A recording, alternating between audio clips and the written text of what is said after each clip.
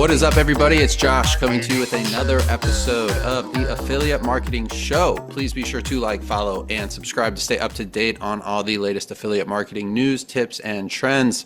Per usual, Josh from OfferVault.com, the industry's largest aggregator of all things affiliate marketing. We also have Mr. Pay-Per-Call, Adam Young, as well as the industry legend, Harrison Gevirtz, and a returning special guest to the Affiliate Marketing Show, our buddy Vik Vallo, owner of the LTVgame.com and CEO of New Money Worldwide. Vik, I was looking way back, and it was all the way back in April of 2023. So we're coming up on almost 2 years since you've been on the show, man. So Brother. how you been doing, man? Man. Overarching question, like what's changed in your life and in the industry since we had you on last time? Man, just a lot. I'm just seeing a lot of what we do, from the digital marketing side, being more accountable. So accountability, right? A lot of the guys were just running campaigns back in the day. I can say back in the day now, right? But no, everybody's getting corporate, man. So it's just like, hiring the COO, the CFO, what I'm saying, being more accountable with the business. It's not just it's not the Wild Wild West anymore. And this has always been a business to me, but when you're dealing with law firms, insurance companies, small local businesses, you got to step it up. So I've taken everything that I've been doing, and just going backwards, man. Like that's got to be sitting down with the lawyers, all of that. So Yeah. I see the background, the LTV game. Yeah. Correct me if I'm wrong. I don't know if this was a thing when we had you on back in April of 2023. So A, was it? And B, can you remind me of what it is? Okay, so no, it wasn't. The LTV game just is something I literally just launched, right? I'm partnered with Mobile Pushers with Ron Hart, and he's always yelling at me like I'm like his coach, right? I'm always coaching him on what to do. Just and not just him, all of our partners and in the mix or whatever. But I feel like there was a drop point, right? So the whole idea of the LTV game, I'm kind of like taking the Squid Game approach or whatever like that, but it's me doing one-on-one calls, right? So it's just a program. I'm not advertising it like some guru shit. I'm just touching basing with my peers, my industry peers, people that I'm passionate about and their businesses, and I'm trying to get them to see exactly what it is that they're doing and how they should approach digital marketing, affiliate marketing, approach the game, right? And when you have a user that comes to your website, your platform, it's not always about the pay per call, the pay per lead, what I'm saying, the pay per click, right? All of that's transaction, right? So the main thing right now is you should be focused. If you have an online business, you should be focused on that long-term value, that lifetime value, right? So that's the game. On the call, I'm looking to consult and break it down, for people in ways they can truly understand what digital marketing is and how to maximize the value of their user base, right? If that makes sense. Yeah. By the way, this next question, not a gotcha moment, I promise. But I remember last time we had you on, you had a super hot take about AI. So I want to revisit it and see if your opinion has changed at all. Now, this is a loose, I'm paraphrasing here. But back in April of 2023, you said AI is fake, Chat GPT is BS. We're still about 20 to 30 years out from any intellectual commercial usage.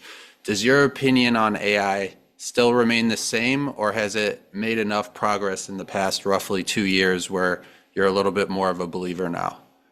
Not so much a believer, right? AI is still artificial, fake intelligence, right? The commercial aspects of it, it's more from a productivity standpoint, right? There's really no AI standalone product that I know of that you can really use, maybe in the enterprise space, but from the consumer side, I don't really see it. Like I see, algorithmic things happening with certain systems and platforms and companies where they have, additional features that are trained in that, how should you say, the There, generative AI.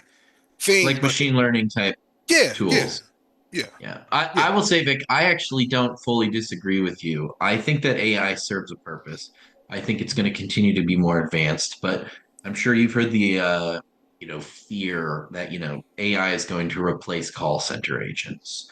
And I think AI may make certain tasks go to a not person, like if you need to set up auto pay for your credit card. But even before AI, we had that. It was an IVR. It wasn't like a smart dynamic kind of agent, but it existed. I think you're right though. I think, you know, we got a ways to go. At the same time though, you would be surprised. Like I was talking to a friend the other day, and he was telling me how like he like uses, ChatGPT to like clean up his emails or, like I needed a basic kind of one-page agreement thing the other day and like I ChatGPT'd it and then I cleaned it up, made it sound like a human, not a, robot wrote it. But yeah, I think it's not that controversial. It's like it's real. You know what I mean? It's there, but it's not going to end work as we know it today. No, so AI, like you said, you had to kind of doctor it up a little bit, right? So it's still a skill set. So the whole text prompting, AI prompting, giving it instructions, right? Talking it to it like it's your lap dog or something, right? Where you have to instruct it, tell it to go pee, right? You have to give it the level of guidance that somebody with some level of intellect would. And in terms of replacing call centers, I don't see that happening anytime. So I'm not trying to put it out there too much, but I do manage call centers. And when you have a client that's homeless, right? They don't have an address, or they're using a residence address. I mean, a family member's address to collect their bills, whatever. And then they want to sign up for Medicare, and whatever they're going through, they may need transportation or connect with a local clinic or something like that. AI is damn sure not, breaking it down. You have to really meet the criteria of what the user commands, what they, it's a service, it's customer service at the end of the day. So AI can implement itself in some fashion where it's like useful or becomes a tool or like a sidekick, like the homie or something. But to get the job done, it does take an exertion. It takes a hell of a lot of intelligence. And like I said, doctoring up. Now, we have AI flows that are consistent with maybe like an enrollment process, but it's not going to cater to people everyday issues, problems, everything's unique. Yeah, and then also like who calls? Older people typically are the ones that call, especially if they're making purchases and stuff. And obviously, I'm talking more paper call related because, I had like a auto pay thing. They needed me to call and verify. I called, whatever. But, typically speaking, older people are calling. And like if I think about my mom calling to purchase like a Medicare supplement plan and she gets, your virtual agent, like, dude, she's going to get pissed, you know? Um, so, maybe for menial tasks, but the human element to a call center is probably one of the most important aspects of the call center that you're talking to John or whoever the heck you're talking to. But that's just me. My thoughts on it. Vic, one of the topics you threw out to me before we hopped on here was industry politics. I thought Yeah. this was super interesting, and I think there's 1,000 different ways you could go with it. I'm curious, in your eyes, what you kind of specifically meant by that and how it kind of works in the internet marketing world. Okay, I'm not going to drag this. And Adam or Harrison, if y'all want to jump in, Josh. All right, so look, in 2021, right? Just a quick history lesson. In 2021, we were, insurance because of COVID, insurance companies and law firms were taking their TV capital, I mean, commercial, the money they was spending on commercial advertising and coming into the space. We were running Facebook ads, right? So Medicare mass torts, right? So at that time, Ron, Super Scale King, whatever, is running like Facebook lead forms, right? Now I'm me being the OG, right, or being, working with him, but having the experience, understanding of what he's doing. I'm like, yo, we need to put that on an O&O, right? Own and operated website. We collect all of that data that you're sharing with Facebook needs to come, we could in our CRM, right? So at that time, we had integrated Ringba with Everflow and Valium and set up the click to call lander, right? The standard click to call line or the quiz funnel, right? So again, this was me and him collaborating on some, me trying to help him scale his campaigns. And nowadays, you got people are taking that same tool, that technology, the post back tracking, connecting it to red track, whatever, and they're scaling ACA, debt, all of that, right? So that was, like I said, it needs to go back to the OGs, right? Because I feel like a lot of these guys that are seeing the materials that are there, they're coming into the space and they're trying to be brokers. And I mean, don't misquote me by saying this. How can you want to own a McDonald's and not know how to flip a cheeseburger? Right. In terms of this digital marketing thing, I feel like people are coming into the space at a rate where it's messing up this opportunity for us as digital marketers to, sustain, create affluent businesses, take care of our families, all of that. And you have such a huge list of guys that are like scamming each other from right to left. They're hiring some Middle Eastern call center, they're blowing people up, just messing up the opportunity. So in terms of industry politics, like, people are so quick to shut down somebody just because of association. And I feel like we don't really talk about the dark side of pay per call or lead gen, because that's what it is. Pay per call is lead gen at the end of the day. If you really knew what this was, that's is lead gen advertising. That's what pay per call is an extraction from. And you're promoting a call center. Why promote something you do not own? So that goes back to the LTV game, right? So my job, like I said, if It's somebody, funny, go Vic. right ahead. What you got? It's really funny that you say this. I was literally having a conversation with Teddy Trong from Scale Up Media I last love night. that. He acquired Senior Quote, an insurance agency in San Diego, and I saw that and I laughed because I actually was involved in their financing deal. Mm, And I asked him what he was up to, and he's like literally in the trenches all the way down to the agent level, learning everything they're doing and trying to understand how to do it correctly and improve upon it. So like the first thing he did was go all the way to the front line and get involved and do what his new team members are doing as the CEO. And I really love that approach. It's the right approach.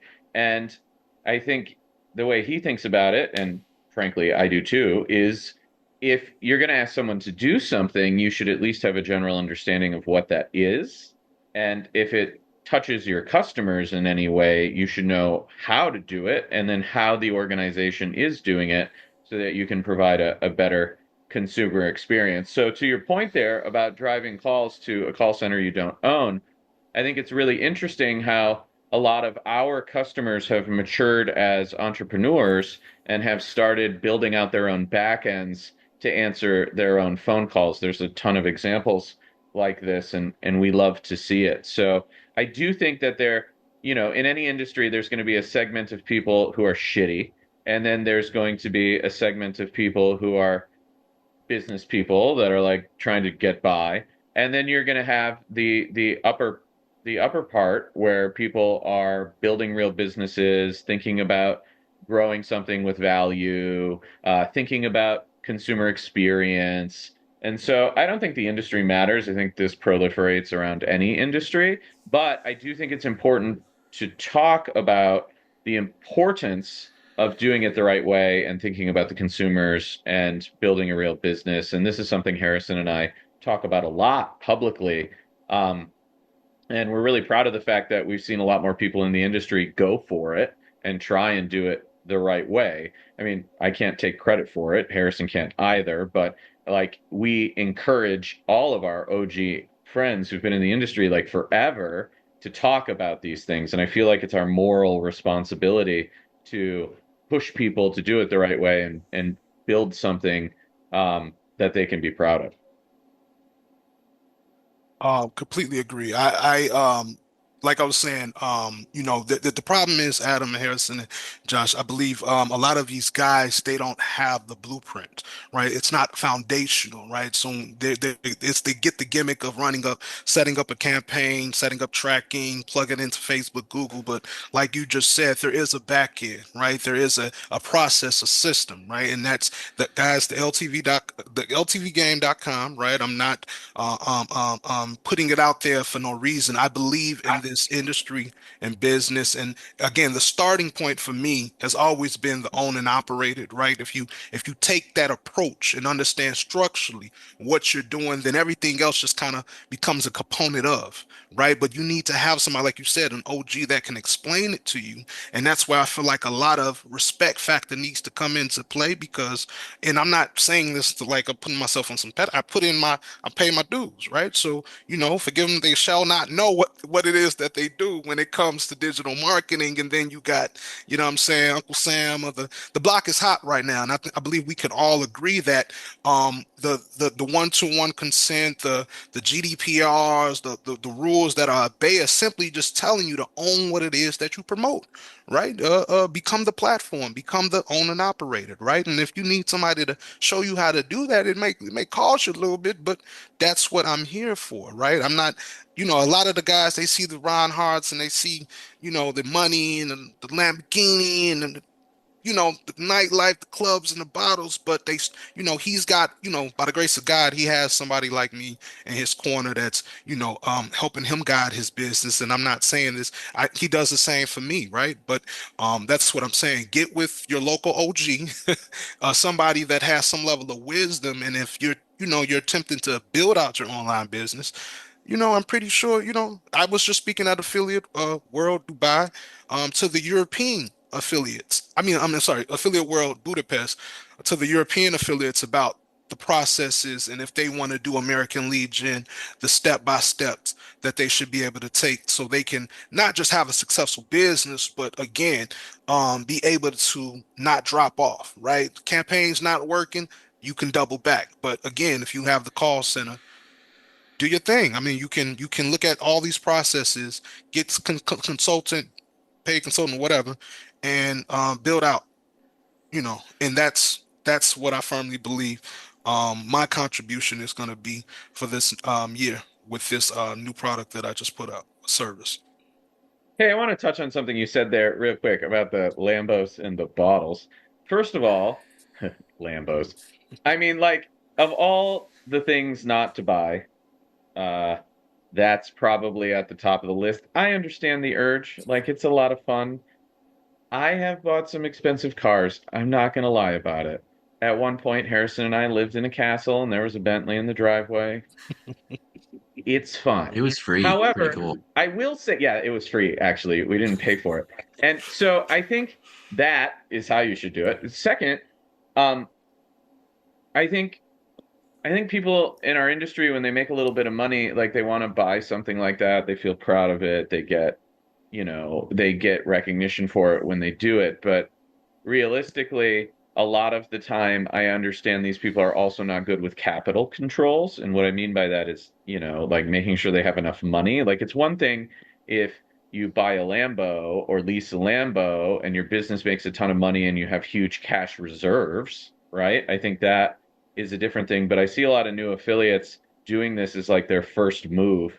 And I don't think it's a good idea. Like there's a compromise in this. A Mercedes E-Class is more than reasonable if you buy it a year old, it's like not that expensive. Pay cash for it, drive it for 5 years, and then level up that experience, perhaps, something like that. Maybe like Do you you can think still. it's more like a perception is reality mindset? Well, most of the time, what we perceive as someone else's success, especially in this industry, is not reality. It's quite the opposite. And if you've been in it long enough, you understand who actually is making money and has money and who doesn't. And there's telltale signs of that, Josh. The longer someone's been around, usually the more obvious it is. Also, like their behavior is very different. Uh, and as a new club rat myself, I find it hard to talk shit, but at the same time, Just so everyone knows, 2 years ago when Vic was on the show, Adam would not go 100 feet within the entrance of a club. So It, it's been. No, and now the general manager at Live and I text on a regular basis. It's just really nice. Like I don't. Adam, Yeah. would you say the market, right? So you guys are marketers at the end of the day, right? So Well, regardless of hold what on it a is, second. I have to say this one part, Vic, and then I want to hear what you have to say. What yes, I sir. was going to say, Josh, is I don't drink at the club. I just dance. I go to see the DJs, the music I like. And so it's not what it appears to be.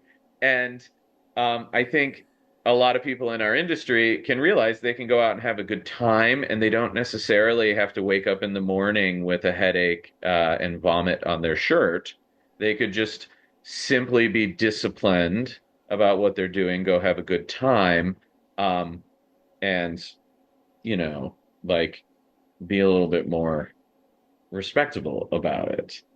Josh also doesn't drink, by the way, and Harrison doesn't. And so I don't know what you do, Vic, and we're not judging, but like, like we're responsible. Harrison and I are responsible for a lot of people and, a big P&L and people's businesses. And so we're very thoughtful about what we do and how we do it. And so, like, we gave up alcohol together essentially when we founded Ringba to set a good example and to make sure that people never thought that um, we were not available. So, See, on the flip anyways, side, I loved drinking so much that I had to stop.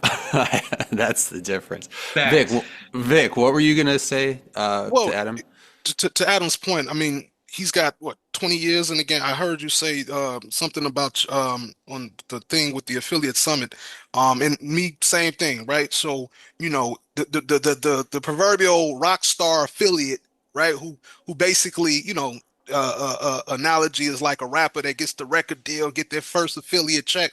We all go batshit crazy, like we all go, crash out, as the kids like to say, like go dumb, go to the club, buy the bottle, buy the car, buy your mama a house, all of that. I've been there, done that, seen it, lived it, breathed it. What I'm saying is it's the experience of it, right? That constitutes like you said, the maturity, right? The guys that were the big paper call ballers 2, 3 years ago, and now, what I'm saying, CEOs with 50, 100 employees, you know what I'm saying? They got the sales meeting, weekly calls, all of that shit. So it's like I'm seeing that happen, but I feel like the game is determining it, right? So again, the lifetime value, right? I believe we're reaching a point now where you have to come correct or don't come at all. So the stopping drinking, being on your being on your square, your A game, you can't be in this thing 5, 10 years and not, if you want to keep doing it, just because the level of what we do is seismic activity, especially here in America. We kind of take it for granted. It's a tier 1 market.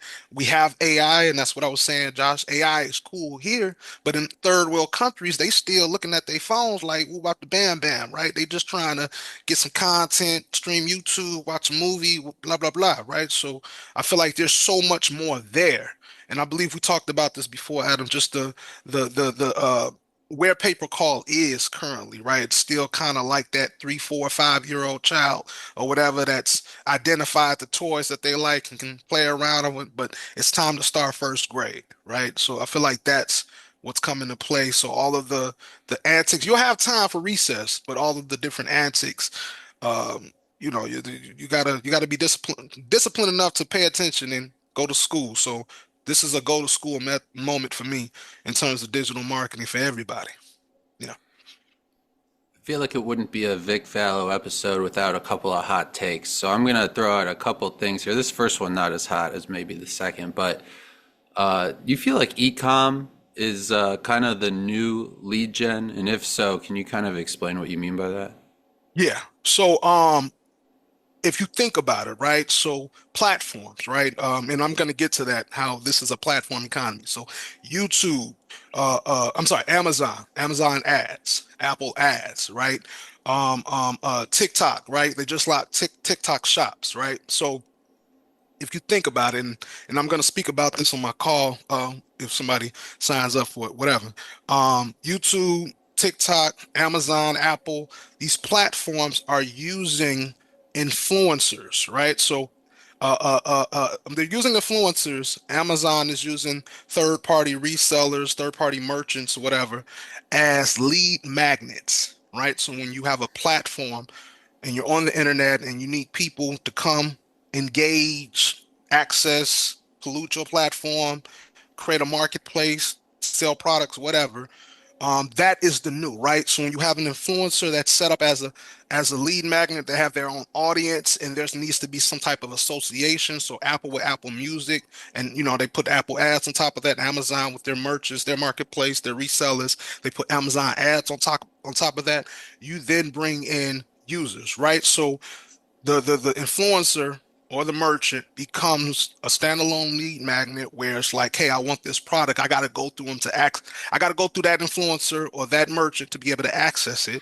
I'm going to give them my email, my phone number, my first name, my last name. So it turns into like a lead gen form, right? So you get the customer's information, and then you're a member of whatever site is associated with that product or that brand, that influencer brand or that merchant product, right? So if it's Amazon, you are now a member of Amazon, right? So Amazon is eCom. TikTok Shops just implemented the same thing. Google Shops, same thing, right? So these are platforms that are now utilizing third-party brands and merchants to be able to bring in users, right? So leads, right? Lead generation, right? For their platform, get the membership account, and then following up with them after that, right? So again, the influencers and the merchants, the third-party influencers and merchants are now becoming like lead magnets for these platforms, where they're creating the brand, the influencer creates user-generated content, and the merchant sells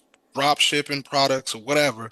That's all content digitally that can become a lead magnet that can attract the user and bring it into the platform, and it just becomes a legitimate way of collecting consumer data without having to deal with, what I'm saying, the privacy laws or whatever. You like Nicki Minaj and you want to buy her purse or some shit, and it's being sold on Amazon.com, you're gonna sign up for Amazon.com.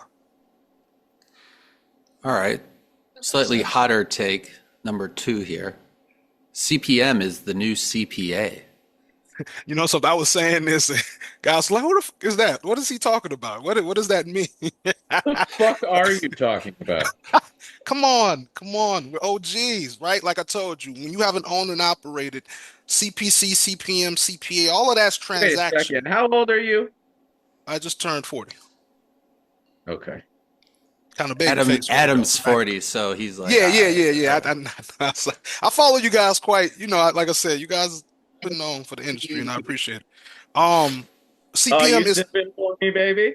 you said what? You simping for me, baby? We not gonna do that. Oh, yeah, No, you just no, did that. no. I just, like I said, passionate. Fucks with y'all. CPM is the new CPA for real.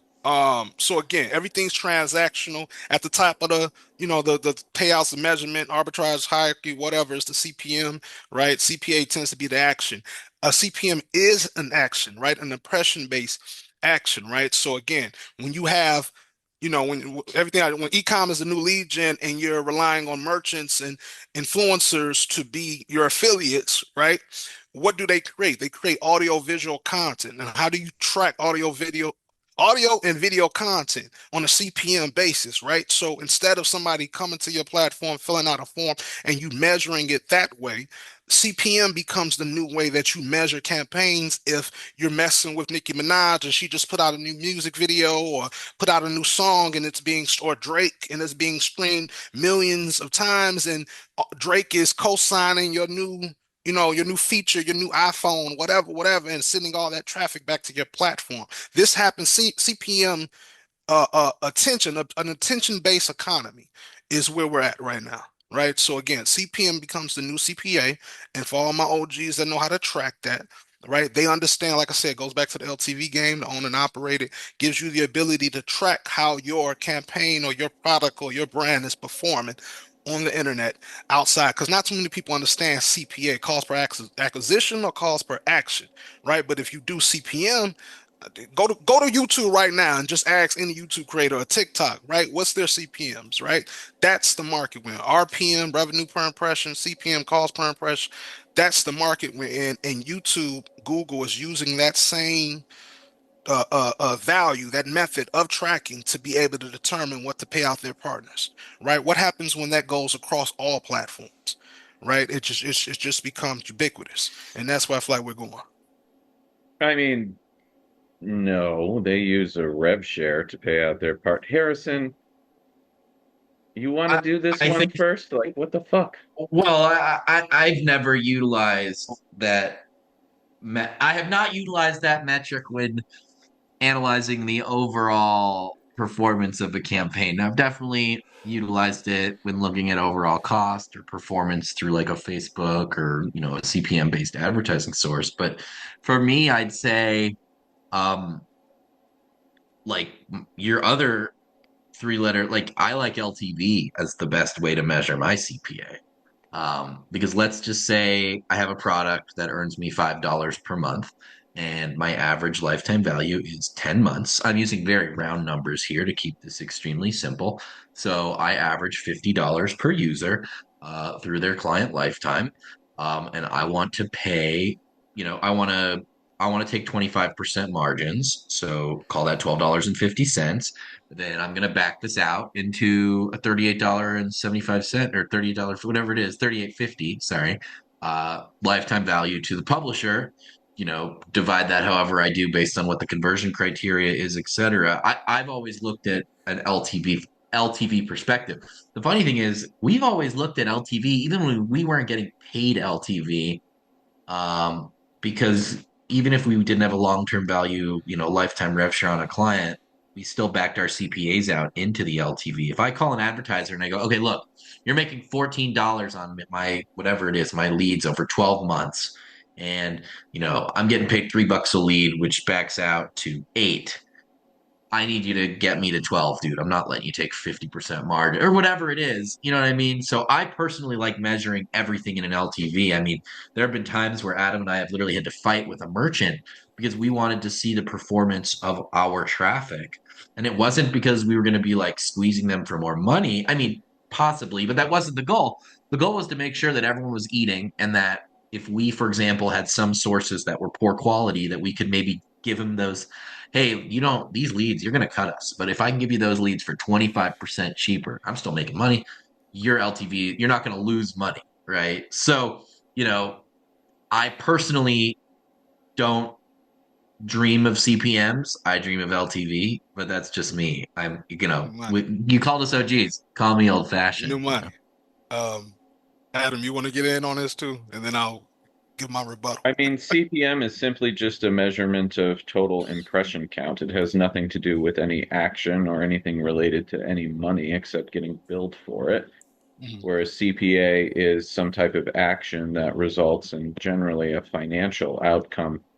And so, by I the guess nature you could of break up, you could determine a CPM, the max CPM you're willing to pay based on well, sure, performance you and can back. LTV metrics. But the thing is, there's going to be variables. You might have a bad Tuesday, or there might be an election that makes your CPMs triple, or your perform. I don't know.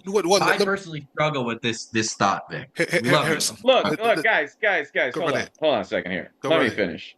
First of all, the base definition of the two terms, cost per mille, cost per 1,000 impressions, and cost per action, um, fundamentally disagree with CPM is the new CPA. Like the definitions of the terms just tell you that that's not Okay. Can I? All real. right.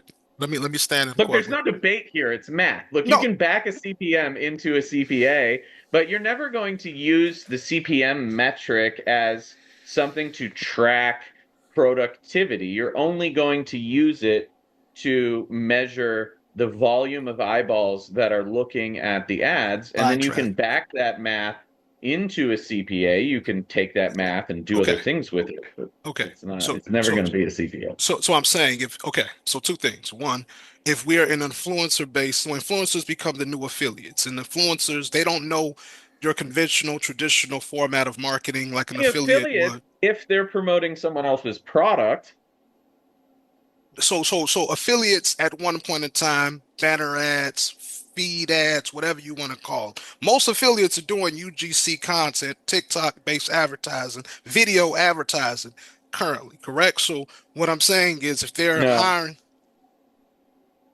go right ahead. no, I You, mean that's just wrong. Well, okay. So I believe firmly, right, that, and I had this discussion with Ron, right? So at one point in time, again, there was, I'm gonna go get this 100 text-based or image-based ads for Facebook. Now we're looking at content creator studios, we're looking at actors, we're looking at talent now to be able to set up and build out campaigns that can create videos that can then go on these platforms. You know what a demand side platform is, or a supply side platform, right? They sell traffic on a CPM, right? So it's Yes, not, so you yes, can, you, but what I'm disagreeing with you here on is you just said that like the majority of affiliates are creating video content, and I would fundamentally disagree with you that that's the case because it's not accurate. okay. Okay. The Well, I largest found, platform for buying traffic is Google. Most of that is text. okay. DoubleClick has more reach than you can imagine. All of that is banner, mostly not video. They also do text insertion ads. There's contextual ads. There's billions of dollars in direct mail. There's all sorts of offline ads. I mean, like, look, I get what you're saying here, but I don't think you're giving a fair picture of what affiliates are doing. If we're talking about like the 20-year-old affiliate that goes to affiliate summit that like is buying some Facebook ads, sure, like the Gen Z baller kid who lives in his parents' basement, yes, but like Yeah. affiliates come in all Listen, shapes and sizes. I I mean, there's mean, like you could tens say of that. billions of dollars spent with Google on affiliate ads using just text. Like that's not video. Okay. So again, I think it's maybe the third or fourth largest advertising platform is the Trade Desk. Can we agree to that? You I know don't the know. I'd have Trade to go Desk. look. Okay. So again, you have the Survey for trade sure. desk that's attempting to do business, right? They want to be an advertising platform like a Facebook and Google. How does Facebook and Google make their money off of ads, right? So you have another platform that's similar to those platforms that's getting paid off of advertising. In the first format, they're looking to scale their platform as connected television, right? So connected TV is video, audio centric, right? So what I'm saying is no debate. Literally, it's just the next form of advertising is going to be on the premise of ecom, right? So platforms like Amazon, Walmart, and so forth, right? You'll have your other platforms, but they won't be as large as these platforms that have now launched their own branded apps, TV-based apps, right? Just like an Apple App Store, whatever, Google app, whatever, they're launching their own apps that are streaming based platforms that are now looking to sell inventory to third party advertisers. Those third party advertisers happen to be influencers or actors that are selling their products through those platforms or businesses that are hiring those influencers. So that goes back to what I'm saying. The measure of it is going to come back to the CPM. That's what I'm saying. So you can track it down. You can back it up with a CPA or a performance base, but at the end of the day, these networks, these platforms, they're not selling CPA campaigns. They're selling CPM advertising with some type of AI algorithm attached to it that can track your performance, but all of it's being measured at a CPM. So that's just but that actually goes into the next topic, Josh, if you want to bring that up, social commerce, right? Yeah, If you we got about 2 or 3 minutes left before we got to wrap up. But if you Okay. want to chime in on that real quick, we can. Yeah, so again, global video advertising is going to propel live shopping, video shopping networks, right? I feel like the way these, again, e-commerce, video, short form, long form, TikTok, Instagram, Facebook, I mean, it's YouTube, right? So positionally, right, and they're coming out with their partnership programs specific to YouTube, TikTok, and so forth, right? So they're launching their stores, and that's I believe the conversation will become more social related when it comes to these products and how they're going to be monetized, and that's going to be able to be spread it through all of these social media platforms and social networks, which will constitute sales and You know what I'm saying? Some type of performance, some type of action base. So social commerce is going to take the shape to create $1 trillion industry. Now, the opportunity for pay-per-call in a social commerce economy, right, is going to be a fulfillment, right? So I firmly believe that if Nicki Minaj has her own call center to follow with her customers and then upsell them products, that's going to be, the next lane. And then after that, the platform economy, the Internet of Things, where everything becomes the device. Everything has a screen, and that screen can be monetized. So it all comes back to what I'm saying. Just check in with me in about a year or two, and then we'll see. Oh, we're gonna check in with you in about a year or two. Don't be Trust me back. on that. Yeah. Shout out to Nicki Predict in the future. Minaj. Nicki Minaj making multiple appearances on the Affiliate Marketing Show today. Random Vik, fact: Nicki Minaj had the third largest revenue-producing rap tour this last year, and the press didn't talk about it because she's kind of been blackballed from the press. So props to Nicki Minaj on getting that dough, getting that bag. Settle down. So, Vik, thank you Yes, sir. for making a return appearance on the Affiliate Marketing Show. We'll have to do this again in another year or two, keep the tradition alive. For myself, Josh from OfferVault, Mr. Papercall Adam Young, the industry legend Harrison Gevirtz, as well as our special guest Vik Vallo, owner of the LTVgame.com and CEO of New Money Worldwide. Let's make that paper. Let's make that dough. This was the Affiliate Marketing Show. We will see you next time.